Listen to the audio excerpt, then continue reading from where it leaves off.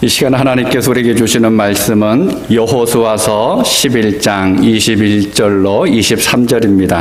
구약성경 338페이지 여호수아서 11장 21절부터 23절까지 다 같이 일어나셔서 우리 한 목소리로 봉독하도록 하겠습니다. 21절부터 23절까지 한 목소리로 봅니다.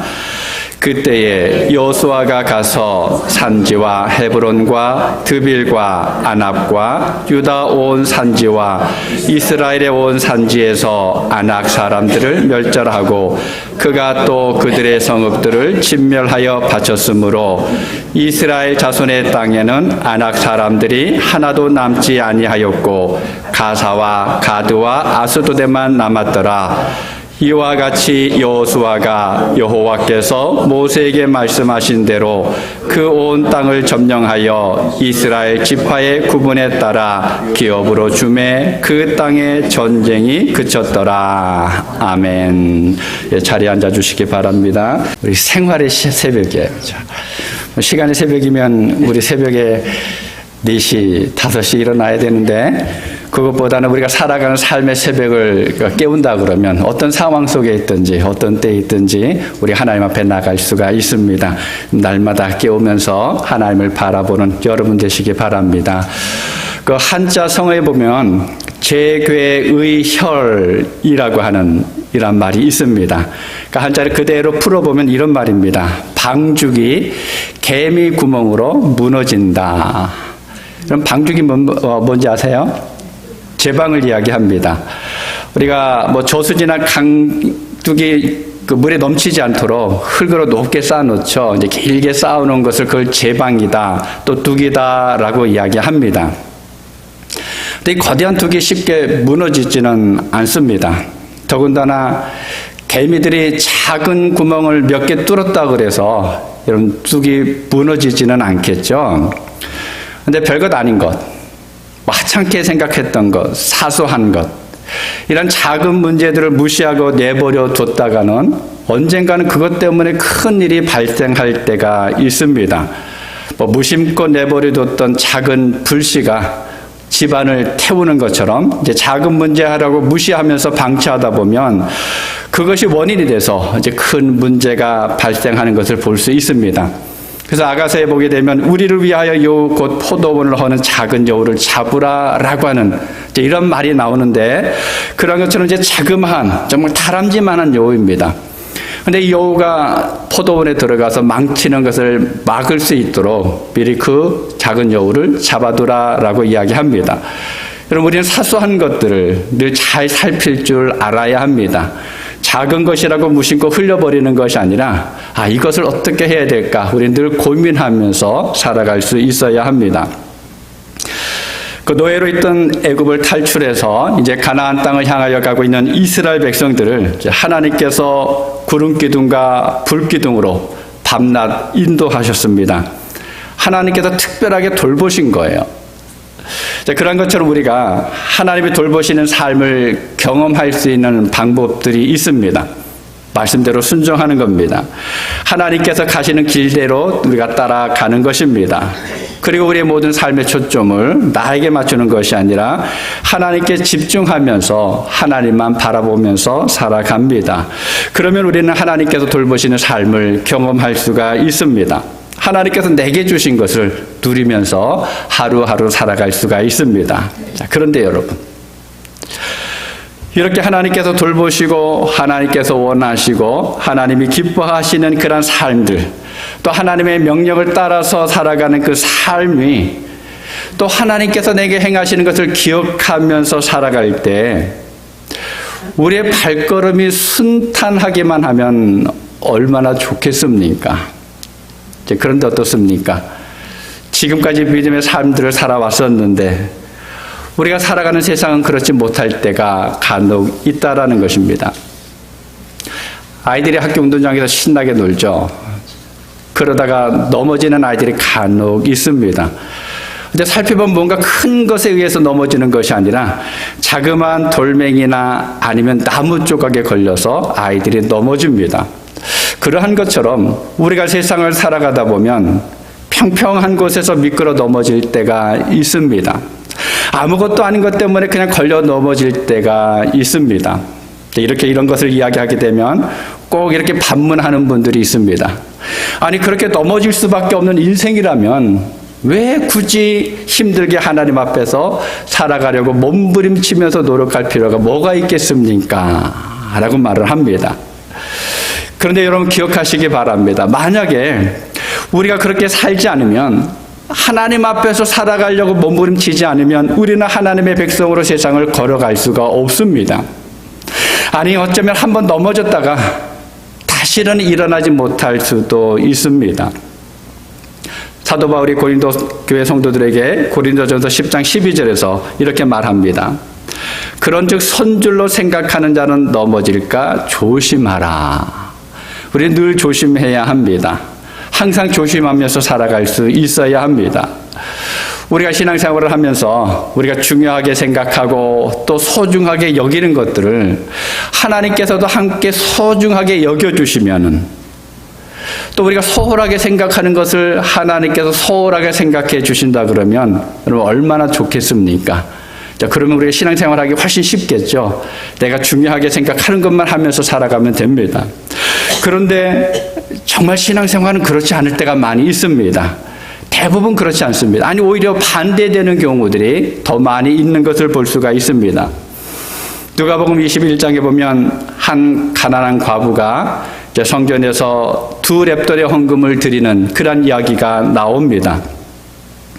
여러분, 2렙돈이면 얼마인지 혹시 아시나요?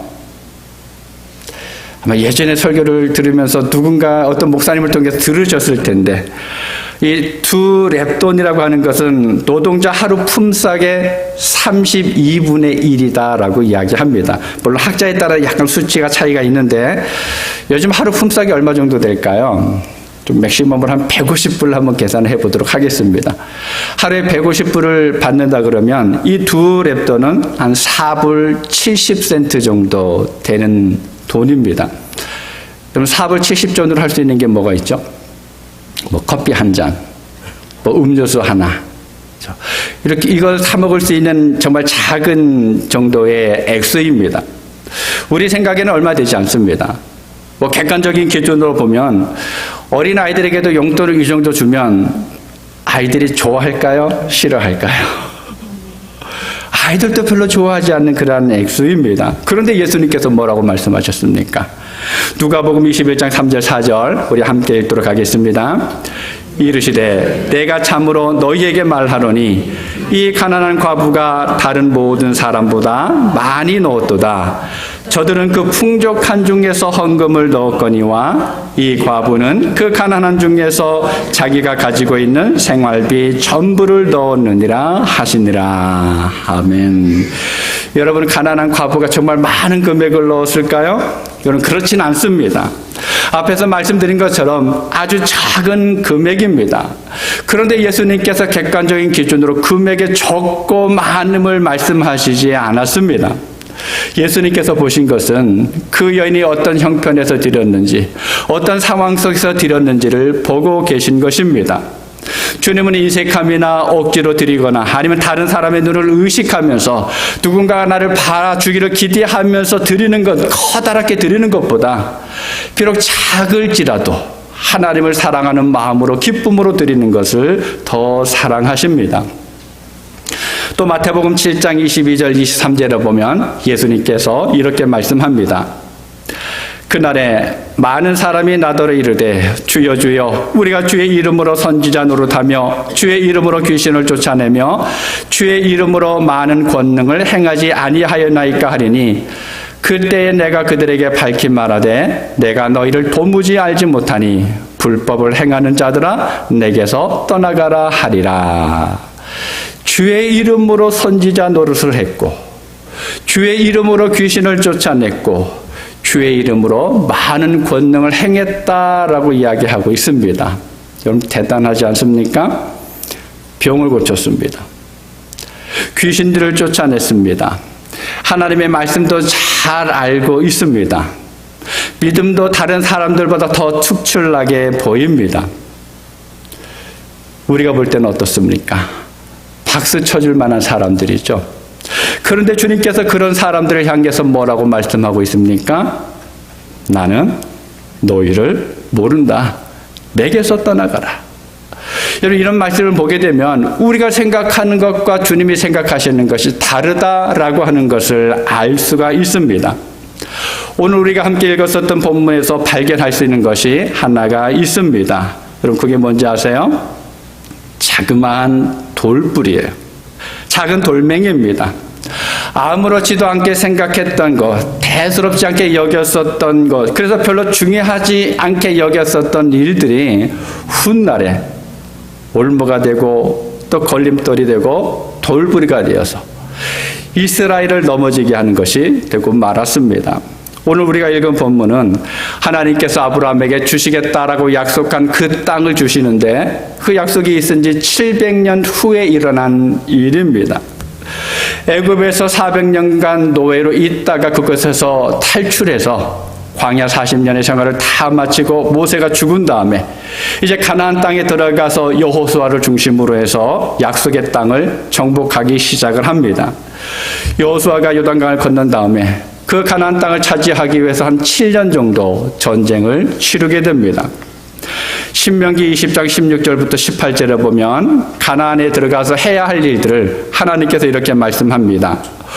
오직 내 하나님 여호와께서 내게 기업으로 주시는 이 민족들의 성읍에서는 호흡 있는 자를 하나도 살리지 말지니 곧 헷 족속과 아무리 족속과 가나안 족속과 브리스 족속과 히 족속과 여부스 족속을 내가 진멸하되 내 하나님 여호와께서 내게 명령하신 대로 하라. 이는 그들이 그 신들에게 행하는 모든 가증한 일을 너희에게 가르쳐 본받게 하여 너희가 너희의 하나님 여호와께 범죄하게 할까 함이니라. 이 말씀을 따라서 여호수아는 이스라엘 백성들과 함께 가나안 땅을 하나하나 정복해 갑니다. 그래서 12장에 보게 되면 여호수아가 정복한 땅의 왕들의 이름을 쭉 나열을 하게 됩니다. 이렇게 여호수아가 가나안 땅을 정복한 이후에 오늘 본문 23절에 이렇게 이야기합니다. 우리 함께 읽도록 하겠습니다. 이와 같이 여호수아가 여호와께서 모세에게 말씀하신 대로 그 온 땅을 점령하여 이스라엘 지파의 구분에 따라 기업으로 주매 그 땅의 전쟁이 그쳤더라. 그 땅의 전쟁이 그쳤더라. 종전을 선언했습니다. 하나님께서 약속하신 땅, 그것을 차지해서 이스라엘 백성들의 각 지파대로 나누어 줬습니다. 그래서 전쟁이 그쳤습니다. 자, 그런데 여러분, 정말 가나안 땅의 전쟁이 그쳤을까요? 가나안 땅을 차지하고 있는 이스라엘 백성들 삶 속에 전쟁이 없었습니까? 그럼 정말 그랬습니까? 아니죠. 그렇지 않습니다. 절대 전쟁이 끝나지 않았습니다. 그 이후에도 숱한 전쟁이 이스라엘 백성들 앞에 있는 것을 볼 수가 있습니다. 그런데 왜 오늘 본문에서는 전쟁이 그쳤다라고 말하고 있을까요? 21절, 22절을 우리 함께 읽도록 하겠습니다. 그때에 여호수아가 가서 산지와 헤브론과 드빌과 아납과 유다 온 산지와 이스라엘의 온 산지에서 아낙 사람들을 멸절하고 그가 또 그들의 성읍들을 진멸하여 바쳤으므로 이스라엘 자손의 땅에는 아낙 사람들이 하나도 남지 아니하였고 가사와 가드와 아스도데만 남았더라. 여호수아는 하나님의 말씀을 따라서 이제 가나안의 성읍들을 하나하나 진멸하면서 정복해 나갔습니다. 하나님께서 그들의 조상 아브라함에게 약속하신 땅을 얻게 됐습니다. 그런데 22절에 보니까 이스라엘 자손의 땅에는 아낙 사람들이 하나도 남지 아니하였고 가사와 가드와 아스도데만 남았더라. 이스라엘 자손이 차지하고 있는 그 땅, 그래서 생활하고 있는 그 지역에는 아낙 사람들이 없었습니다. 그래서 이스라엘 백성들은 물론이고 지도자인 여호수아는 가사, 가드, 아스도데만 남아있는 이 아낙 사람들에 대해서는 크게 중요하게 생각하지 않은 것 같습니다. 별로 심각하게 생각하지 않았습니다.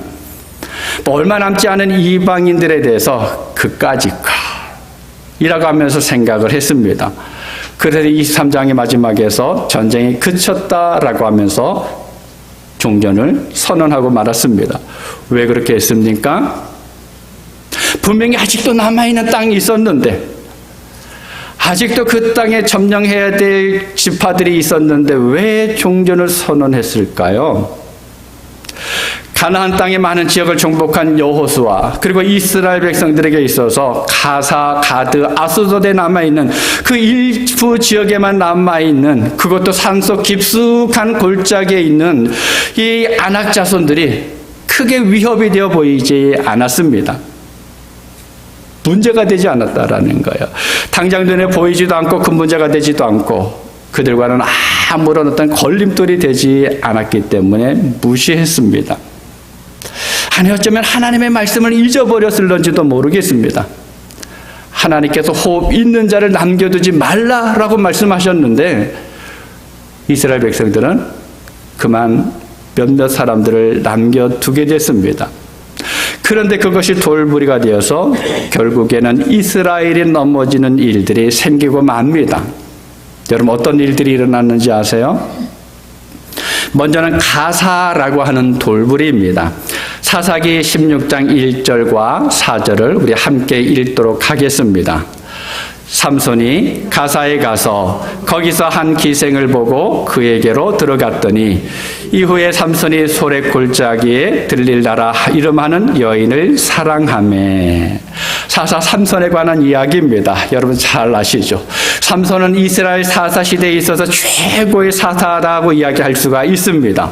그는 잉태될 때부터 하나님께 바쳐진 나실인, 구별된 사람이었습니다. 택함 받은 사람이에요. 자신의 의지로 하나님께 구별해서 드린 것이 아닙니다. 부모가 드린 것도 아닙니다.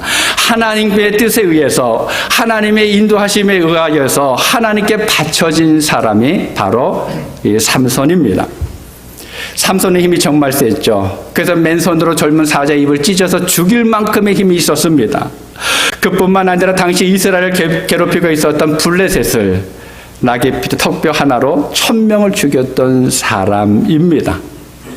하나님께서 쓰시기 위해서 주신 힘입니다. 그런데 그거 어떻게 되었습니까? 가사에 있는 소렉이라고 하는 산골짜기에 주신 기생 들릴라에게 그만 두 눈이 뽑혔어요. 쇠사슬에 묶여서 연자맷돌을 돌리는 신세로 전락하고 맙니다. 당장 하나님께 바쳐진 나실인이 최고의 사사였던 이 삼손이 한 여인 때문에 수치를 당하고 모욕을 겪는 그런 일을 겪게 됩니다. 여러분, 그것이 어디였습니까? 이스라엘 백성들이 남겨두었던 가사입니다. 그리고 가드라고 하는 돌부리가 있습니다. 사무엘상 17장 4절을 보면 블레셋 사람들의 진영에서 싸움을 도두른 자가 왔는데 그의 이름은 골리앗이요 가드 사람이라 그의 키는 6규빗 한 뼘이요. 가나안 전쟁, 정복 전쟁이 끝난 지 한 100년의 세월이 흘러간 다음의 일입니다. 그럼 누가 등장했습니까? 골리앗이에요. 그런데 그가 어디 사람이라고 이야기합니까? 어디 사람이에요? 가드 사람이다라고 이야기하고 있습니다. 골리앗의 이야기 역시 우리가 잘 압니다. 비록 다윗에 의해서 물맷돌 한 방에 죽은 블레셋 장수이기는 하지만 그 전까지는 대단한 인물이었습니다. 블레셋의 군대를 대표하는 사람이었습니다. 여러분, 골리앗은 이스라엘 백성들을 벌벌 떨게 했습니다. 하나님의 이름을 더럽히고 모욕하는 사람이었습니다. 이스라엘 백성들은 골리앗이라고 하는 그 이름만 들어도 그가 어떠한 말을 하더라도 그 앞에서 입도 뻥끗하지 못하고 있었습니다. 하나님을 모욕하고 있었는데, 하나님의 백성들을 멸시하고 있었는데도 불구하고 어느 하나 그 앞에 나가서 담대하게 너는 아니다 라고 말할 수 없을 만큼 강력한 힘을 가지고 있었던 사람이었습니다. 여러분, 왜 이런 수치를 당해야 했습니까? 왜 이런 일을 겪어야 했습니까? 여러분, 이것을 가져다 둔 그 성읍이 어디입니까? 가나안 정복 시절에 이스라엘 백성들이 남겨두었던, 야, 별거 아니야, 저 사람들 아무것도 아니야 라고 해서 내버려 두었던 가드 사람입니다. 또 하나 더 있습니다. 아스돗이라고 하는 돌부리입니다. 사무엘상 5장 1절 2절 우리 함께 읽도록 하겠습니다. 블레셋 사람들이 하나님의 궤를 빼앗아 가지고 에베네셋으로부터 아스돗에 이르니라. 블레셋 사람들이 하나님의 궤를 가지고 다곤의 신전에 들어가서 다곤 곁에 두었더니. 하나님의 궤는 하나님의 임재의 상징입니다. 출애굽 시대에는 이스라엘의 광야를 지나는 그 40년 동안에는 하나님의 궤를 중심으로 해서 이스라엘 백성들이 이동을 했고 또 머물렀습니다. 이스라엘 백성들에게 있어서 이것보다 중요한 것은 없습니다. 그만큼 이스라엘 백성들은 귀하게 여겼습니다. 거룩한 것이었습니다. 바로 그것이 하나님의 궤입니다. 왜냐하면 하나님께서 이 궤가 있는 곳에 임재하시기 때문에 그렇습니다. 그런데 이스라엘이 블레셋과의 전쟁을 치르는 중에 그만 하나님의 궤를 빼앗기고 말았습니다. 이 궤를 가져오면 이길 줄 알았는데 오히려 그 궤를 빼앗기는 일이 발생합니다. 그 빼앗긴 하나님의 궤가 어디로 갔습니까? 아스돗이라고 하는 동네입니다. 아스돗에 있는 다곤의 신전 안에 전리품으로 놓이게 되었다라는 거예요. 하나님의 궤를 빼앗긴 전무후무한 일입니다. 여러분, 치욕스러운 일입니다. 그 일이 어디에서 일어났습니까? 아스돗입니다. 그런데 이 아스돗 사건은 여기서 끝나지 않습니다. 또 하나의 사건이 있습니다. 600년 정도의 시간이 흐른 다음에 느헤미야서 4장 7절 8절에 보면 이렇게 기록합니다. 산발락과 도비야와 아라비아 사람들과 암몬 사람들과 아스돗 사람들이 예루살렘 성이 중수되어 그 허물어진 틈이 메꾸어져 간다 함을 듣고 심히 분노하여 다 함께 꾀하기를 예루살렘으로 가서 치고 그것을 요란하게 하자 하기로. 느헤미야가 포로에서 돌아온 이스라엘 백성들과 함께 무너졌던 예루살렘 성벽을 재건하는 공사를 합니다. 그런데 이것을 방해하는 사람들이 있었습니다. 반역을 꾀하고 있다고 소문을 내기도 합니다. 또 암살하겠다라고 소문을 냅니다. 또 실제로 몇몇 사람들을 위협하면서 예루살렘 성벽 재건하는 것을 방해합니다. 그들 중에 누가 있었습니까? 아스돗 사람들입니다. 여러분 한번 가만히 생각해 보시기 바랍니다. 사사시대에 누가 이스라엘을 신앙적으로 넘어뜨렸습니까? 초기 이스라엘의 왕국을 형성해가는 과정에서 이스라엘을 어렵게 했었던 족속이 누구입니까? 모두가 블레셋입니다. 가사와 가드와 아스돗입니다. 이스라엘이 가사와 가드와 아스돗에만 남았더라라고 하면서 무시했었던 그 사람들이라는 거예요. 만약 여호와 시대에 조금만 더 힘을 내고 조금만 더 철저하게 하나님의 말씀에 순종했더라면, 그래서 조금만 더 가사와 가드와 아스돗을 경계하고 무찔렀다 그러면 하나님의 이름이 모욕당하고 하나님의 세운 사사가 수치를 당하고 하나님의 교회가 전리품이 되는 일은 일어나지 않았을 것입니다. 자, 그러면 여러분, 우리에게는 이런 돌뿌리가 없습니까?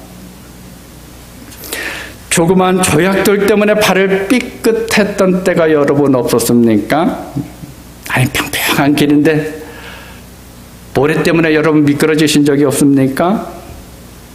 우리의 삶을 한번 가만히 생각해 보시기 바랍니다. 아니, 특별히 신앙의 모습을 한번 돌아보시기 바랍니다. 우리는 신앙생활을 하면서 큰 부분에는 마음을 쓰면서 순종합니다. 크고 중요하게 여기는 것들에 대해서는 고민합니다. 기도합니다. 순종합니다. 어떻게 하면 하나님의 명령을 따라갈 수 있을까? 하나님께서 행하시는 일들을 보면서 하나님이 원하시는 것이 무엇일까라고 하면서 우리 하나님이 기뻐하시는 것이 무엇일까? 골똘하게 생각하면서 하나님의 돌보심 가운데 거하려고 합니다. 그러면서 삶이 순탄해지고 내가 생각되는 대로 어떤 일들이 이루어지면 하나님께서 도우셨어. 그러면서 뭐라고 생각합니까? 전쟁이 끝났어. 그렇게 외칠 때가 있습니다. 그런데 여러분, 우리가 살아가면서 다른 사람의 눈에 띄지 않는 사소한 것, 작은 부분들, 중요하게 여기지 않고 심각하게 생각하지 않은 것들이 있습니다. 이것쯤이야 라고 하면서 이것 때문에 무슨 일이 일어나겠어 생각하면서 소홀히 여길 때가 있습니다. 그런데 우리가 기억할 것이 있습니다. 앞에서도 이야기했던 것처럼 그렇게 대수롭지 않게 생각했던 것들이 훗날 내가 넘어지고 우리의 자녀들이 넘어지는 돌부리가 될 수 있다라는 거예요. 은혜의 자리에서 멀어지고 신앙이 또 식어지게 될 수도 있습니다. 넘어질 때가 있습니다. 미끄러질 때가 있습니다. 우리의 작은 게으름이, 우리의 작은 부정직함이, 우리의 작은 안일함이, 자그마한 불순종이, 또 자그마한 잘못된 습관이, 내가 쉽게 생각했었던 편리함이나 평안함이, 내가 대수롭지 않게 여기면서 하는 입술의 부정적인 말이 언젠가는 나를 넘어뜨리고 하나님의 영광을 가리는 돌부리가 될 수도 있습니다.